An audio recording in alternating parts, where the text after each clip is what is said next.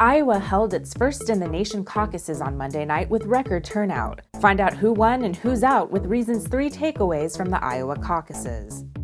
Up first, conservatives vote for Ted Cruz. Usually I say polls are only good for strippers and cross-country skiers, but in this case, I do think that the polls are accurate.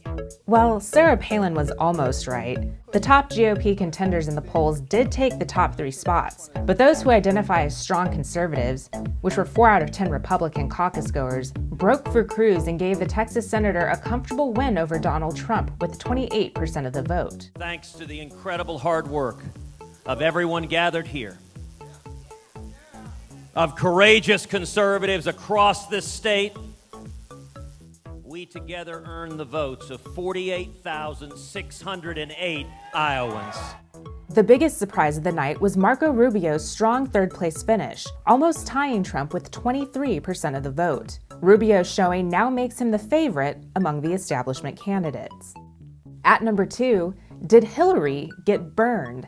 Hillary Clinton and Bernie Sanders ended up in a dead heat Monday night, with each candidate getting about 50% of the vote. This gives Sanders momentum going into next week's New Hampshire primary, where he leads Clinton by a wide margin. Granted, Hillary has a number of superdelegates in her back pocket and a solid nationwide ground game, but her performance in the caucus shows that voters aren't necessarily sold on Clinton as the nominee, and that the Democrats have a race on their hands.